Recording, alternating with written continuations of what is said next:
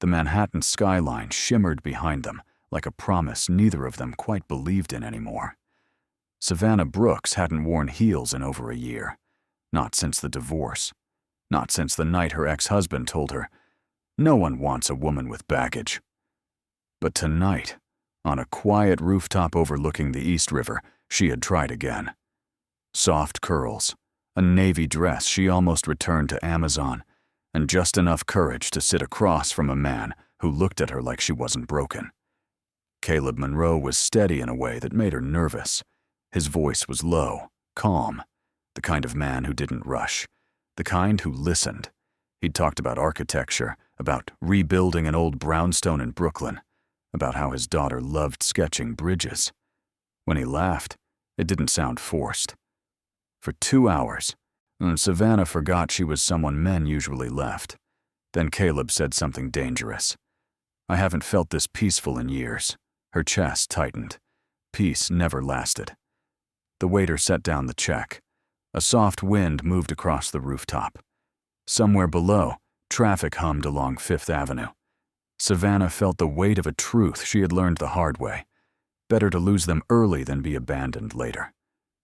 She inhaled slowly. "There's something you should know," she said, fingers tightening around her glass of sparkling water. "You can leave. I'm a single mom." There it was. The test. Caleb blinked. Just once. He didn't speak immediately. 8 seconds. 8 unbearable seconds. Savannah felt the humiliation rise like heat under her skin. She recognized that silence. She had heard it before, in courtrooms, in hospital waiting rooms, and in her ex-husband's final goodbye. She stood up before he could answer. "It's okay," she said quickly, already reaching for her coat. "I get it." And then she walked away. She didn't see Caleb rise from his chair. She didn't hear him say, "Wait." She didn't know he was about to tell her something that would change everything. Caleb stood there, long after Savannah disappeared into the elevator.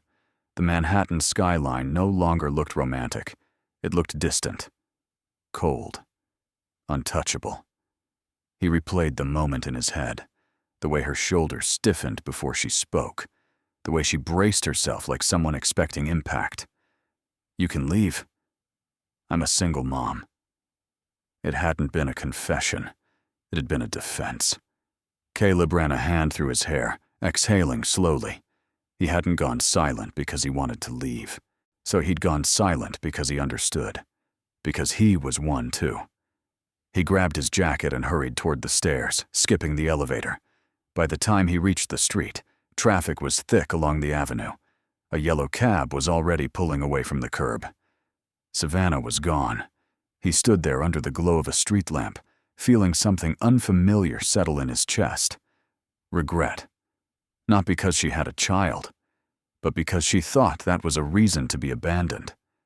Back in Brooklyn, the lights in his brownstone were still on. He pushed the door open quietly, trying not to wake his daughter. The house smelled faintly of lavender soap and the grilled cheese he'd made earlier. "Dad?" He froze. Isla stood at the top of the stairs in her oversized pajamas, clutching a stuffed fox. "You're home early," she said.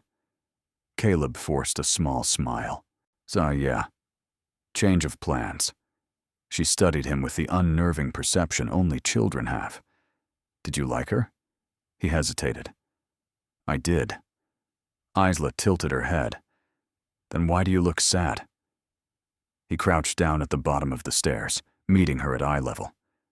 "Because I think I messed up." She patted down 2 steps, still holding the fox. "Did she have kids?" The question hit him. "Yes." Isla nodded slowly, thoughtful. "That's okay. We're kids."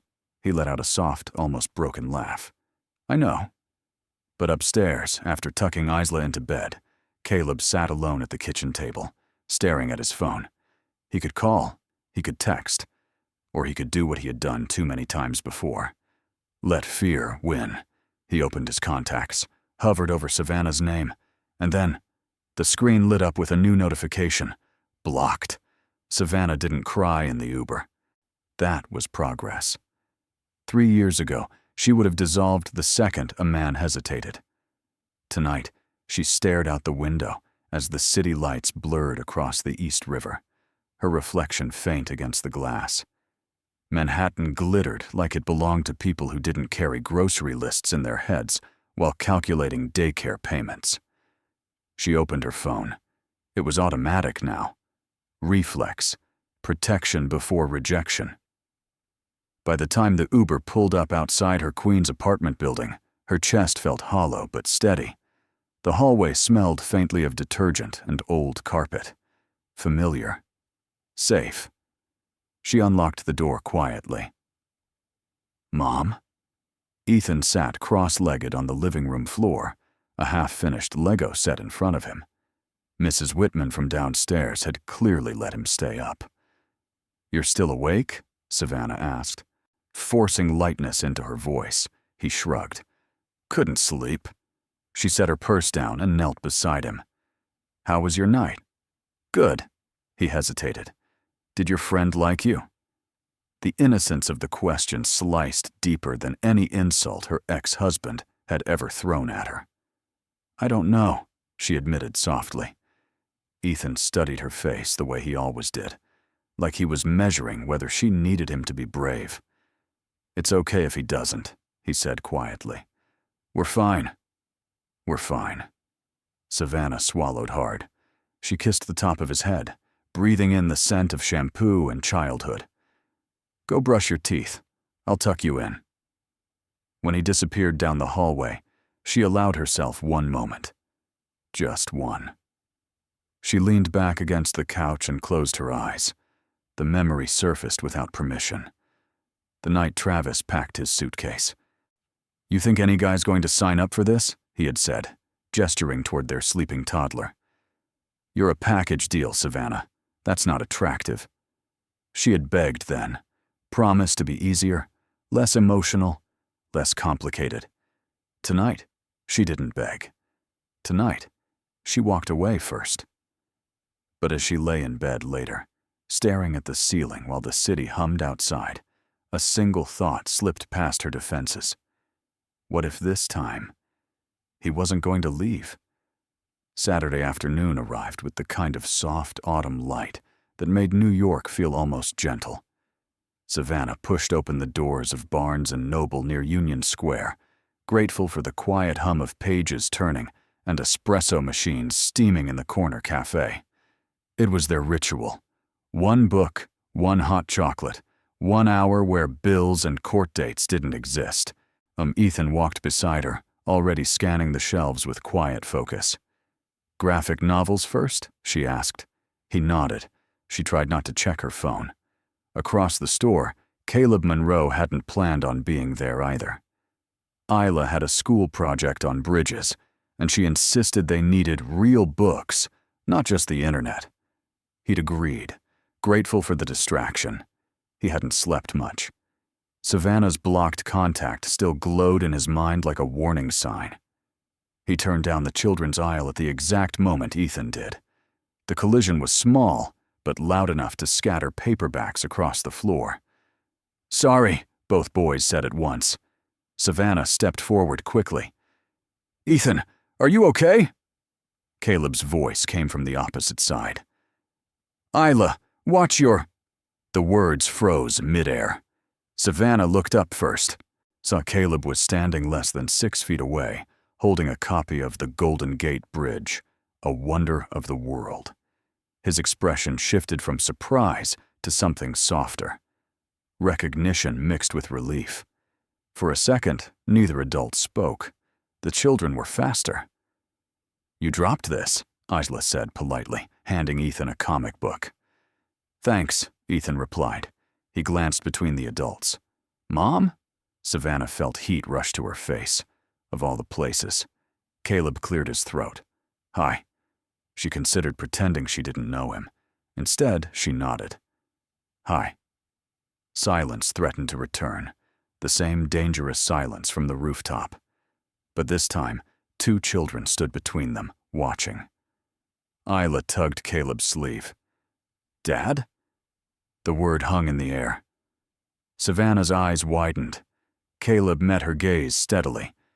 I didn't get to say something the other night, he said carefully. I'm a single parent too. Savannah felt the ground shift beneath her certainty. Before she could respond, Ethan looked up at Caleb with open curiosity. You're a dad? Caleb crouched slightly, offering a small smile.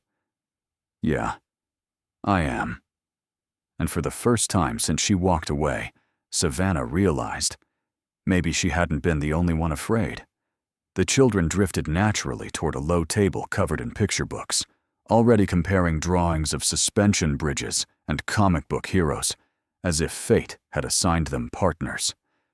Savannah and Caleb remained standing in the aisle, too close to pretend nothing mattered, too aware to pretend everything was fine. I didn't know, she said quietly.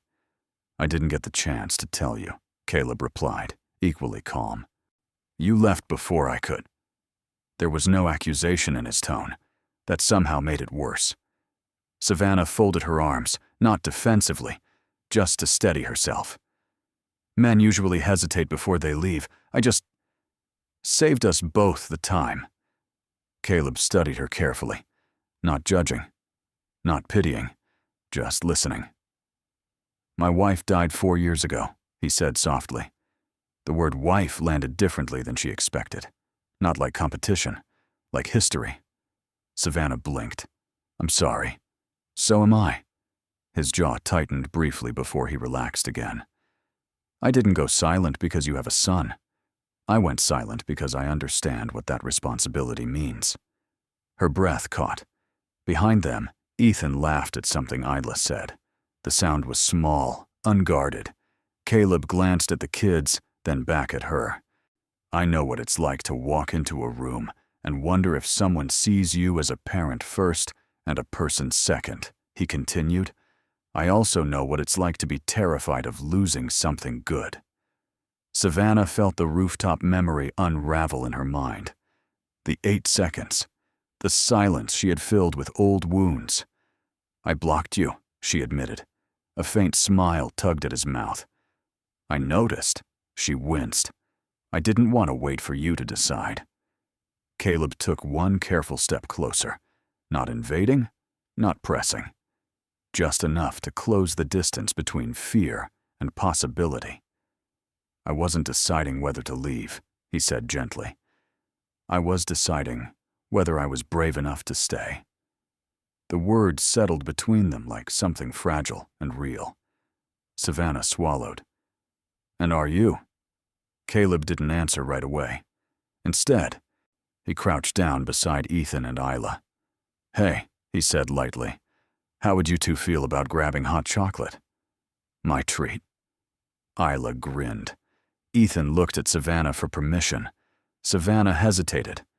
This wasn't a rooftop. This wasn't a test. It was 2 kids, 4 paper cups, a second chance. She nodded. And for the first time in years, she didn't feel like she was walking away. The cafe corner inside Barnes and Noble was warm, crowded, and loud enough to soften awkwardness. Savannah stood in line beside Caleb, while the kids claimed a small round table near the window. Outside, Union Square moved in restless waves. Street vendors, taxis, a man playing saxophone near the subway entrance. Inside, everything felt suspended. 2 hot chocolates, Caleb told the barista, then glanced at Savannah. And, just coffee, she said. Black. He nodded.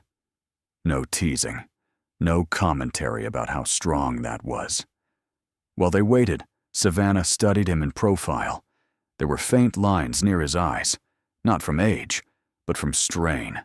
He looked like a man who had carried something heavy for a long time and never complained about it. Isla's 7, he said, almost casually. She still sleeps with the hallway light on. Savannah's shoulders softened. Ethan leaves his closet door open. Says monsters can't hide if the door's open. Caleb smiled at that. Something genuine breaking through. The drinks arrived in paper cups with cardboard sleeves. Caleb carried the tray. Savannah followed. The children were already mid-conversation. And then the bridge doesn't fall because the cables hold it, Isla explained seriously. Ethan nodded, made like teamwork. Savannah and Caleb exchanged a look. Teamwork. Savannah sat down, wrapping her hands around the warmth of her coffee. Ethan took a cautious sip of hot chocolate, then grinned. This is good. Caleb relaxed into his chair, watching the kids more than the room. He didn't hover. He didn't dominate the space. He just observed, steady and attentive. After a few minutes, Ethan looked up suddenly. "Mom," he said. "He's not scared." Savannah blinked. "What?" Ethan gestured toward Caleb. "Some guys look scared when they find out about me." The honesty hit like a quiet thunderclap. Caleb met Ethan's eyes, not flinching. "I'm not scared of you," he said simply. "I think you're pretty impressive." Ethan considered that, then nodded once, satisfied.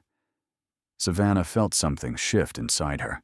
Not dramatic, not overwhelming, just a small fracture in the wall she had built. Caleb looked at her across the table. "I'm not leaving," he said softly. "Not because it's easy, because it's worth trying." Savannah didn't answer right away. But for the first time, the future didn't feel like something she had to survive. It felt like something she might build. For 2 weeks, everything felt almost normal. Caleb and Savannah kept it simple. Coffee after school pickup. Short walks through a quiet stretch of Riverside Park. The kids running ahead, arguing about whether Brooklyn Bridge was cooler than the Golden Gate. No promises, no labels, just presence. And that was exactly what scared Caleb. One Tuesday evening, Savannah came over to his brownstone for dinner. Nothing elaborate. Pasta, garlic bread, juice boxes on the counter. Isla had insisted Ethan sit next to her. They were laughing over something about school projects when Isla said it. "I wish you could stay every night." The room shifted. Savannah smiled gently. "That's sweet, honey." But Isla wasn't finished. She looked at Savannah with a child's open certainty. "You'd make a good mom." The fork in Caleb's hand paused midair. Savannah froze for half a second, just long enough for him to see the flicker of fear cross her face. Isla didn't notice. Ethan did. He glanced at Savannah carefully, protective even in silence. Caleb cleared his throat. "Hey, kiddo, that's a big thought." Isla shrugged. "I just mean, she's nice, and she listens." Savannah reached across the table and squeezed Isla's hand. "That means a lot. Thank you." But Caleb felt something tightening in his chest. Later that night, after Savannah and Ethan left, the house felt too quiet. Isla brushed her teeth while Caleb leaned against the hallway wall, staring at the framed photo of his late wife, the one he had never moved. Isla padded out in pajamas. "Yeah?" She hesitated. "If she leaves, it's okay." His breath caught. "I'm used to people leaving." The words weren't dramatic. They were factual. Caleb crouched down immediately. "Hey, that's not how this works." Isla looked at him steadily. "You said that before." He had. After the funeral. After relatives stopped visiting. After friends faded back into their own lives. Caleb felt the weight of a pattern he didn't want to repeat. He wasn't afraid of Savannah's son. He was afraid of letting his daughter believe in someone who might not stay. Downstairs, his phone buzzed. A text from Savannah. "Thank you for tonight. It felt safe." Caleb stared at the word. Safe. And for the first time, he realized safety required courage. The text came at 6:42 a.m. Savannah saw Travis's name flash across her screen while she was pouring cereal into Ethan's bowl. For a second, she considered ignoring it.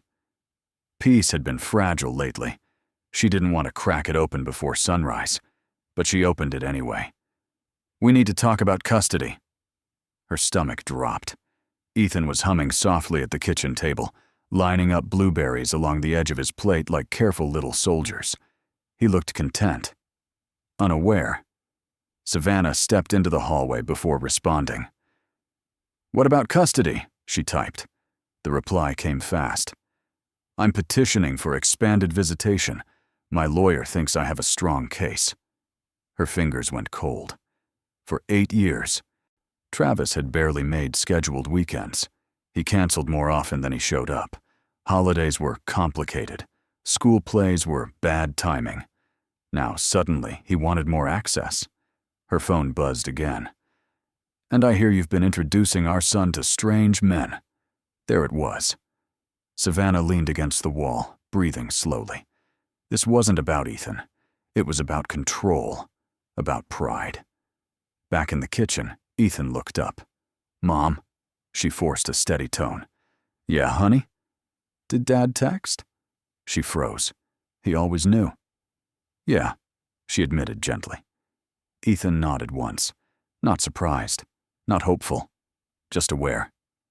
"He doesn't really want more time," Ethan said quietly. "He just doesn't want to look bad." Savannah's heart tightened. "Why would you say that?" "Because he only calls when someone else is around." The truth from a child. Simple. Clear. Savannah knelt beside him. "Whatever happens, you're safe." "Okay. That doesn't change." He studied her face carefully, then nodded. Across the East River, Caleb was just finishing his morning run when his phone buzzed. A message from Savannah. "He's filing for more custody." Caleb stopped mid-stride. The skyline in front of him suddenly looked less like opportunity and more like a battlefield. He typed back immediately. "What do you need?" The reply took longer this time. "I don't know yet, but I'm scared." And for the first time, Caleb understood. This wasn't just about staying. It was about standing beside her when things got ugly. Family court in Queens didn't look dramatic. No towering marble columns, no cinematic tension. Just fluorescent lighting, beige walls, and rows of people pretending not to fall apart. Savannah sat upright in a hard plastic chair, hands folded tightly in her lap. Her attorney, a public defender with kind eyes and a tired briefcase, leaned toward her. "He's asking for expanded weekends and shared decision-making," the attorney whispered. "We'll emphasize history. Consistency matters." Consistency. Savannah glanced at Ethan, seated beside her with a small notebook on his knees. He wasn't required to speak today. She had made sure of that.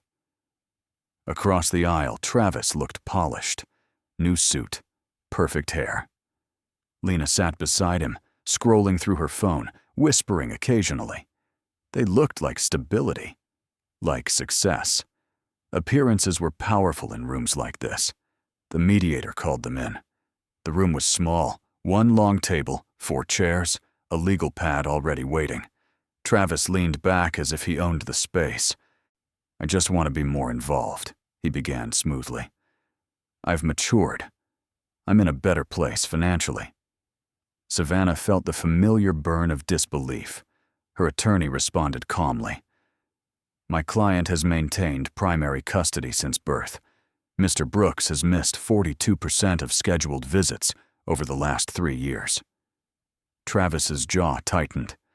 That's not the full story. Savannah stayed quiet. She had learned that anger could be used against her. The mediator turned to Ethan gently.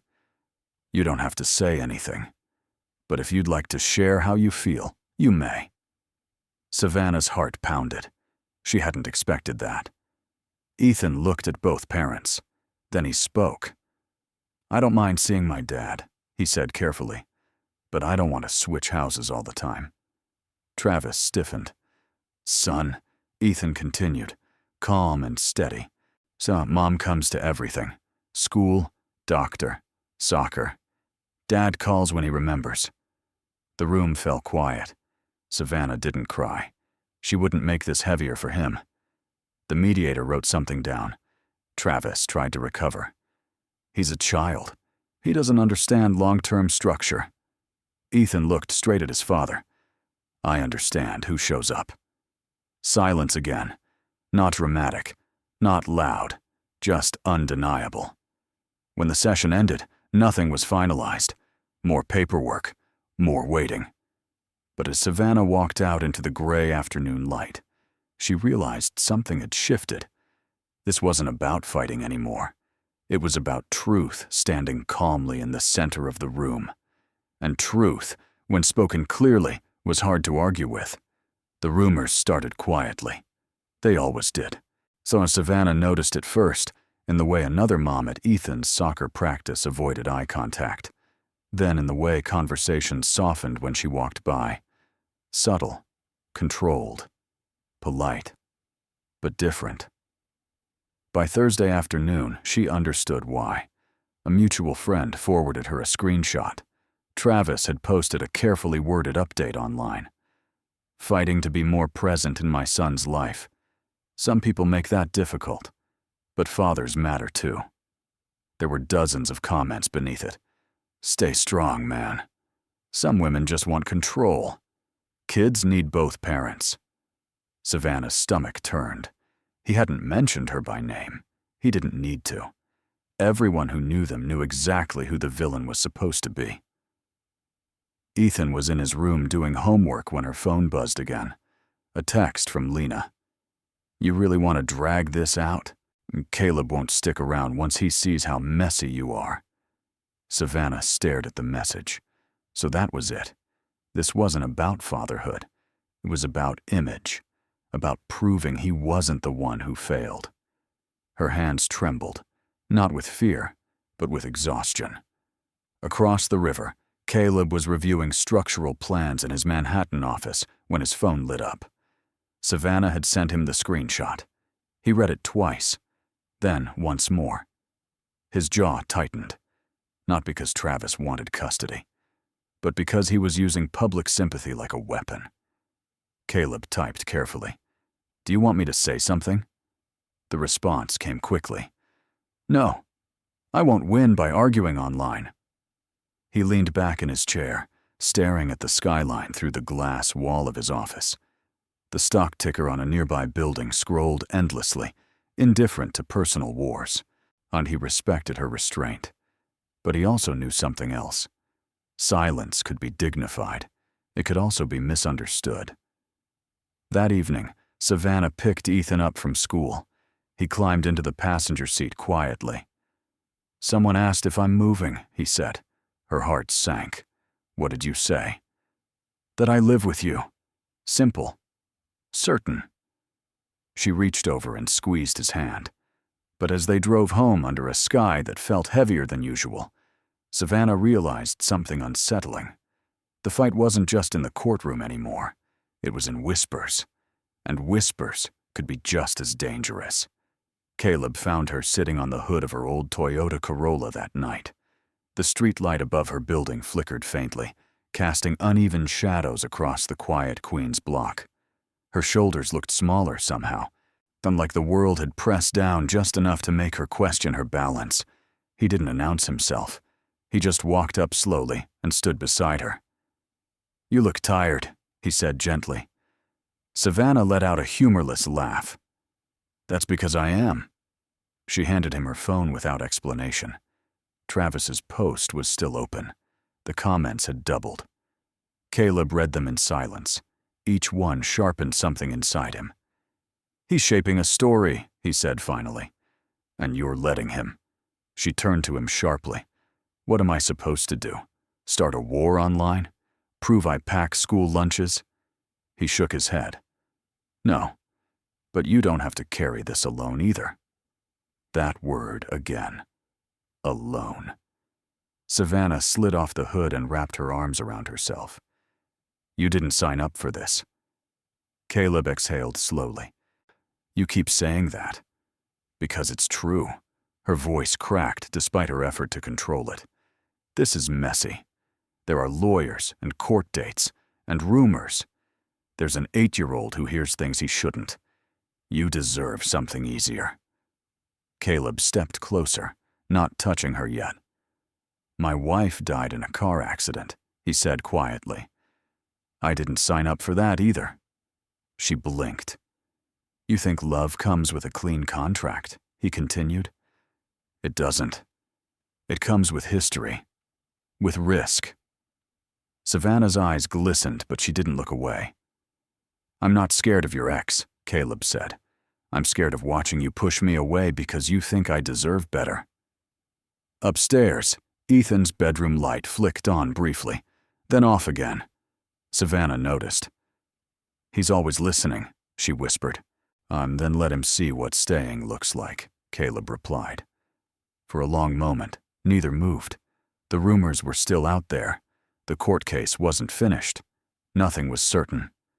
But under that flickering streetlight, Caleb reached for her hand. And this time, she didn't pull away. The call came just after midnight. Savannah had fallen asleep on the couch with her laptop open, medical notes glowing softly on the screen. Caleb's last text, "Did you eat?" sat unanswered. Her phone vibrated sharply against the coffee table. Unknown number. She almost ignored it. Then she saw the voicemail notification appear immediately after. Her heart dropped. She listened. Ms. Brooks, this is Officer Hernandez. Your son was brought to Elmhurst Hospital tonight. It's not life-threatening, but you should come. The room tilted. She was already grabbing her keys before the message finished. The drive felt endless. Red lights stretched longer than usual. Every worst-case scenario rushed through her mind in violent flashes. When she reached the emergency entrance, she saw Ethan sitting upright on a hospital bed, ice pack pressed to his cheek. A nurse stood nearby. "Mom," he said quickly. "I'm okay." Her knees nearly gave out. "What happened?" The nurse spoke gently. "Minor altercation on the playground. Another student pushed him. He tripped." Savannah turned back to Ethan. "Why?" "Because of Dad's post." The words sliced deeper than any bruise. "He said I was moving away, that you were taking me." Savannah felt the air leave her lungs. "I told him that wasn't true," Ethan continued quietly. "He didn't believe me." Savannah pulled him into her arms carefully, mindful of the ice pack. "I'm so sorry," she whispered.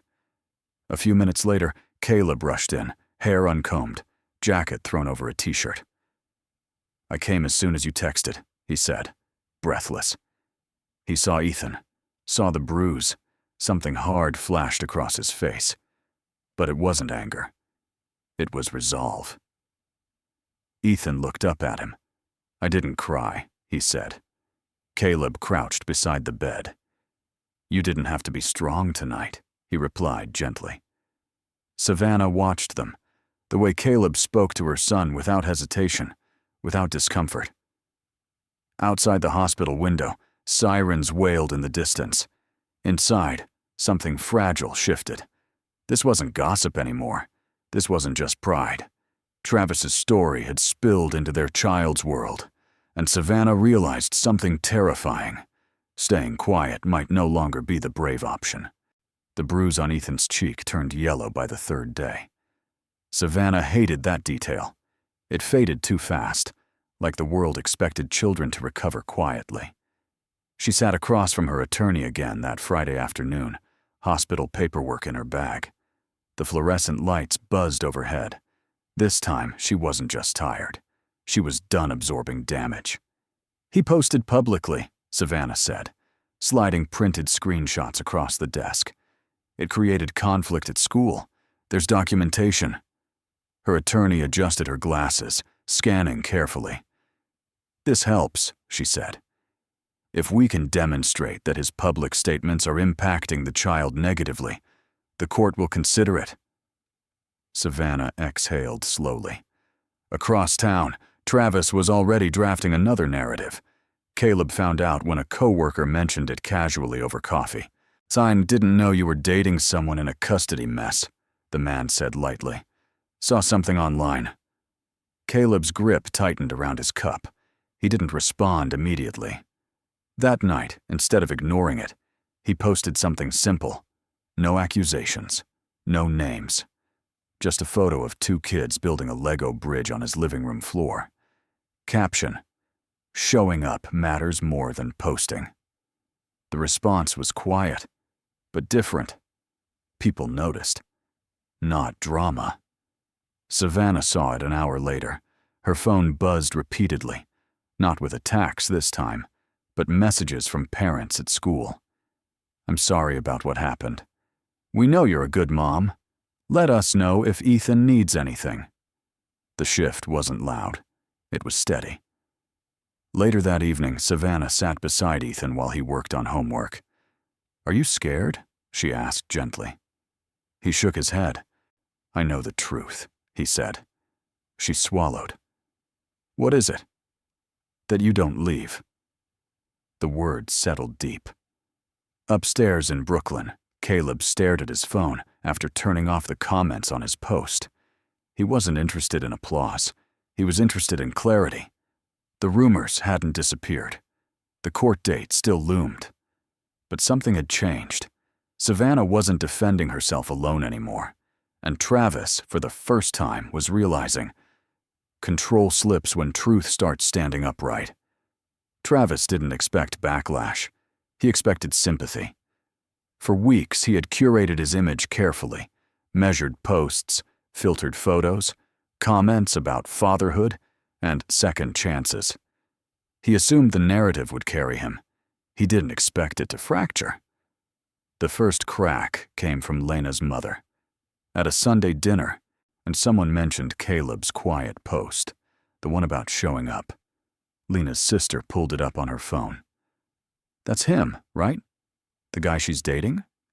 Travis forced a tight smile. "Yeah," trying to look noble. But Lena's mother frowned. "Why does he look more involved than you?" The question lingered longer than Travis liked. Later that week, the real consequence arrived. His company called him into a closed-door meeting. One of the firm's senior partners had seen the online tension. They specialized in family-focused real estate marketing. Image mattered.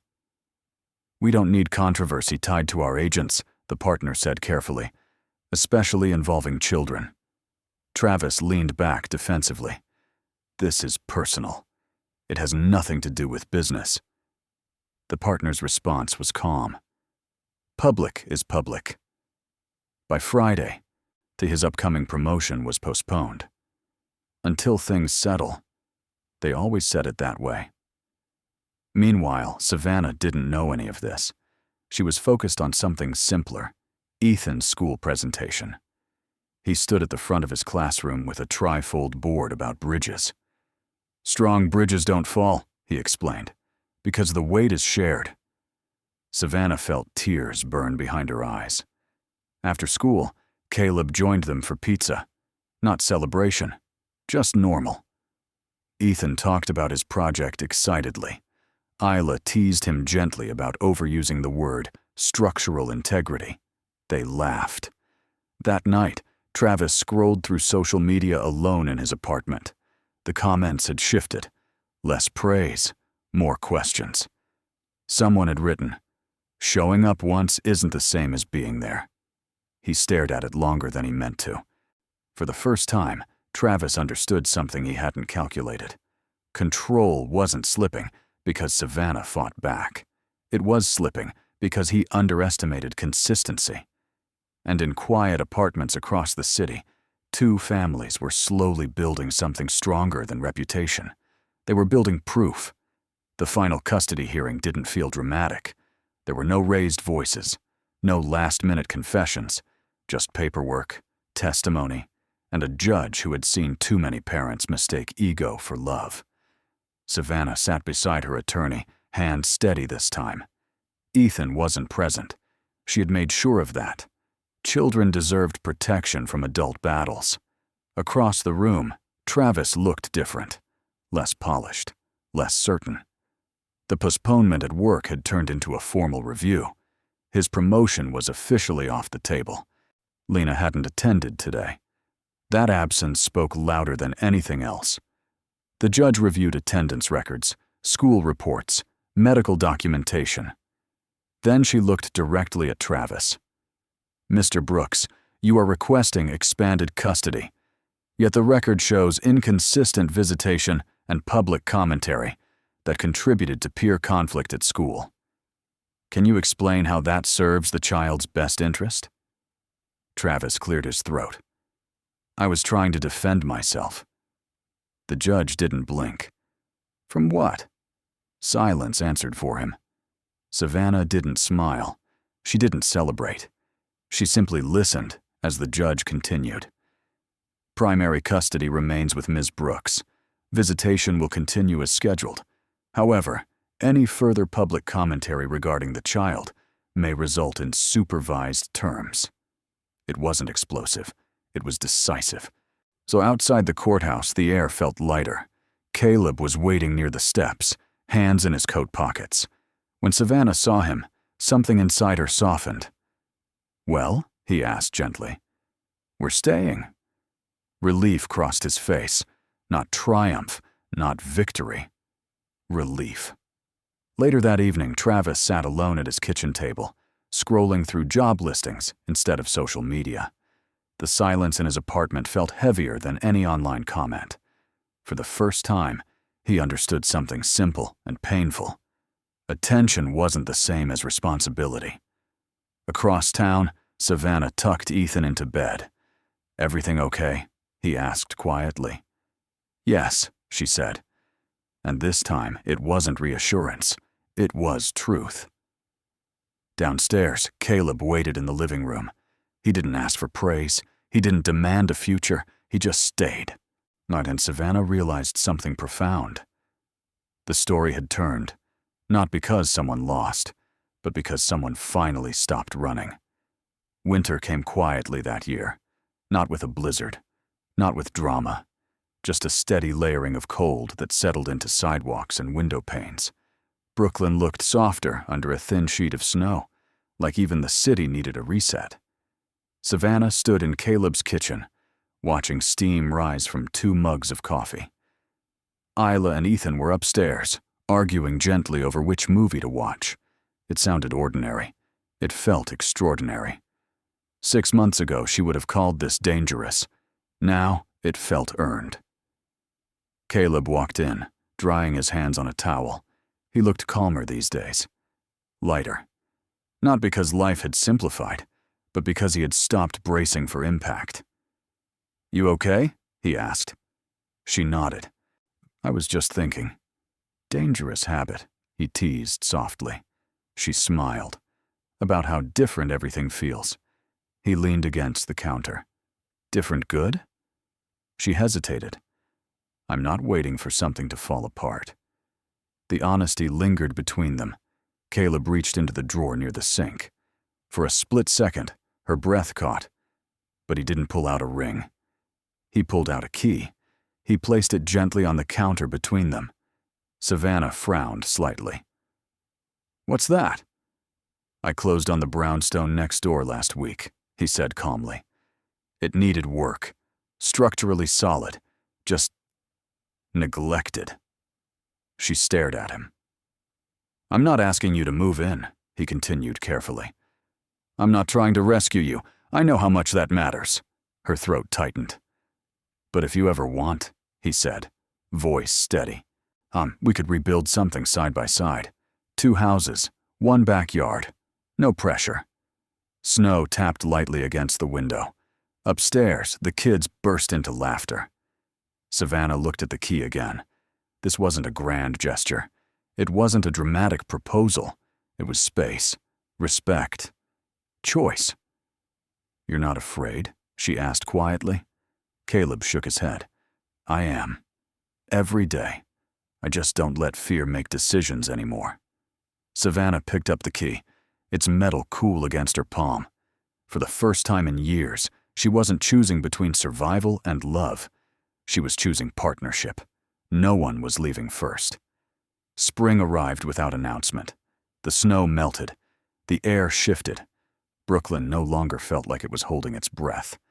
Savannah stood inside the empty brownstone next door, on sunlight pouring through tall windows onto unfinished hardwood floors.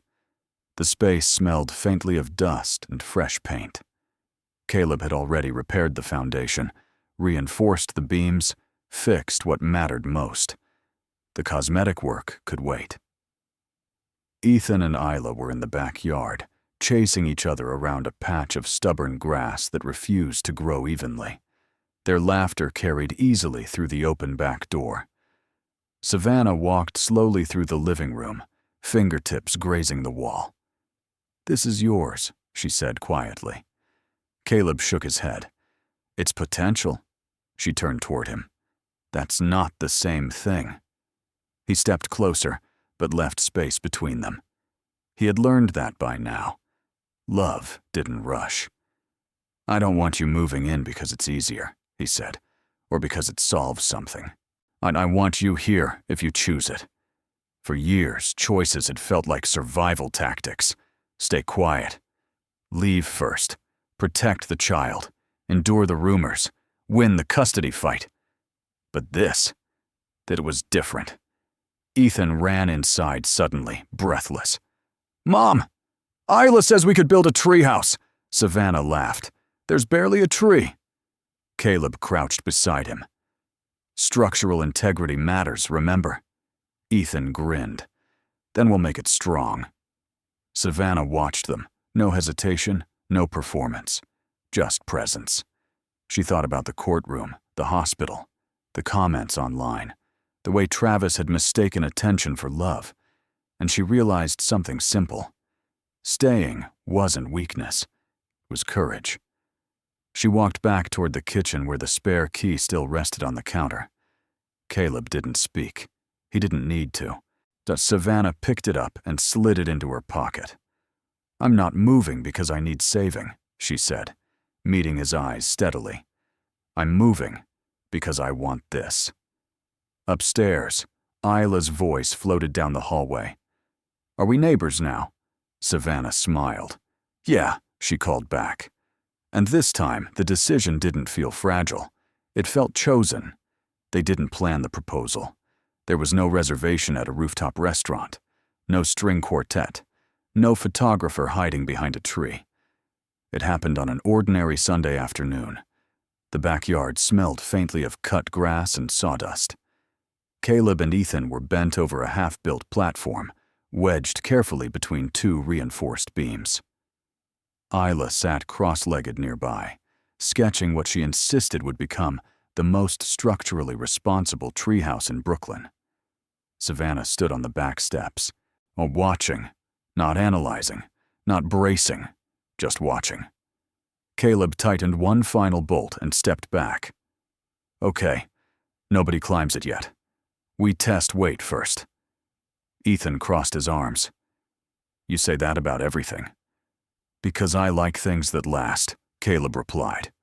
The words landed softly but firmly. Savannah walked down into the yard.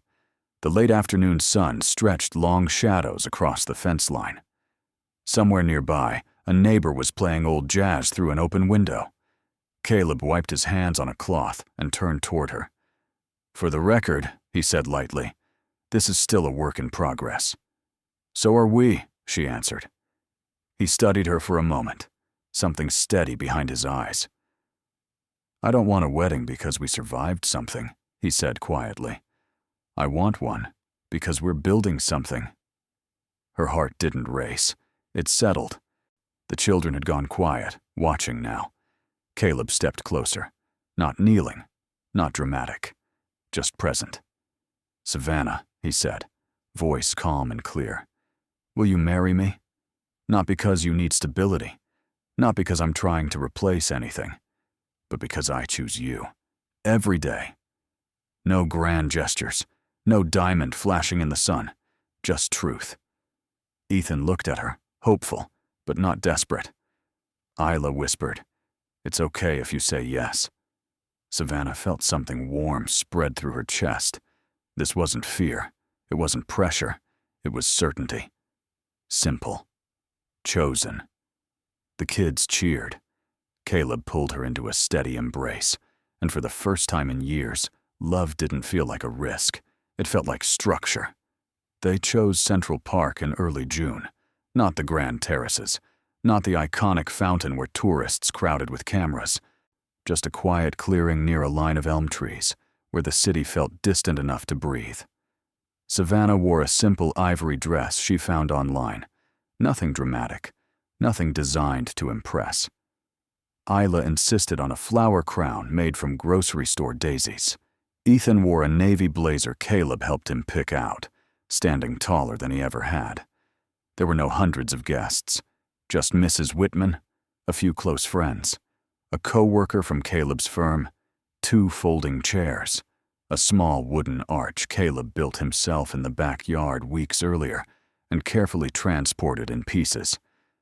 It wasn't about spectacle. It was about standing still. When Savannah walked toward Caleb, she didn't feel fragile. She didn't feel like someone hoping not to be left. She felt chosen. Caleb's eyes softened the moment he saw her, not overwhelmed, not stunned, steady. And the officiant spoke about partnership, not rescue, not second chances. Marriage, she said, isn't about fixing the past. It's about agreeing to build the future together. Savannah glanced down at Ethan. He gave her a small nod. Caleb took her hands. "I don't promise a perfect life," he said. "I promise presence." "I don't promise we'll never be afraid," she replied. "I promise I won't leave first." The vows weren't poetic. They were honest. When they kissed, the applause was soft and genuine. Isla wiped at her eyes dramatically. Ethan leaned against Caleb's side without hesitation. Across town, Travis scrolled through a photo someone had tagged him in. Savannah in white. Ethan smiling.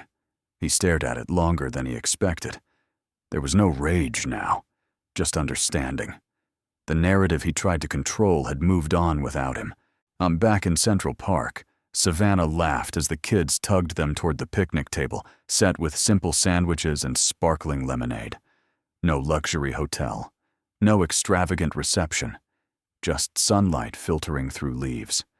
And for the first time in her life, Savannah wasn't preparing to survive love. She was living it. 2 years later, the backyard treehouse still stood. Not because it was perfect, but because it had been reinforced every season. Caleb checked the beams each spring. Ethan repainted the railings every summer. Isla added tiny wind chimes that sang softly whenever the breeze moved through Brooklyn.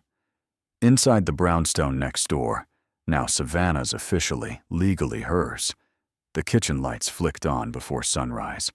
She stood at the counter in navy scrubs, RN badge clipped neatly to her chest. The MacBook Air she once used for online classes now sat closed beside a stack of hospital schedules.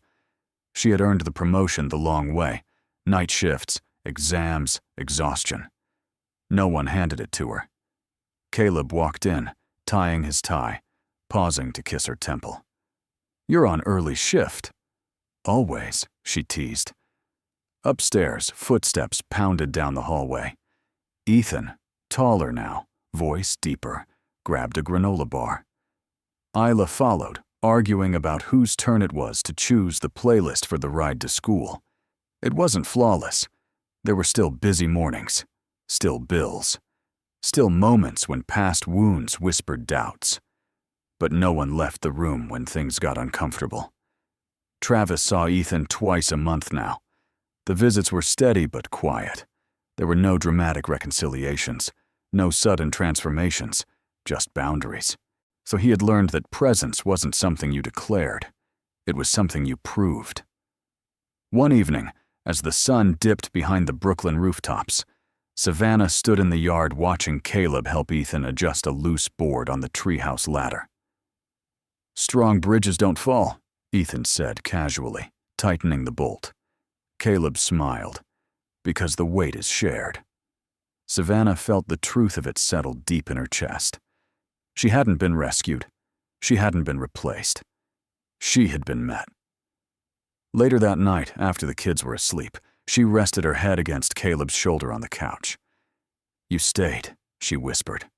He kissed her hair gently. "So did you." Outside, the city moved the way it always did. Restless, loud, imperfect. Inside, their home was steady. No one was waiting for the other to leave first. And just like that, the story closes. But let me ask you something, my wonderful friends. Are you still here with me right now? If you've stayed all the way to this moment, then something in this story touched your heart.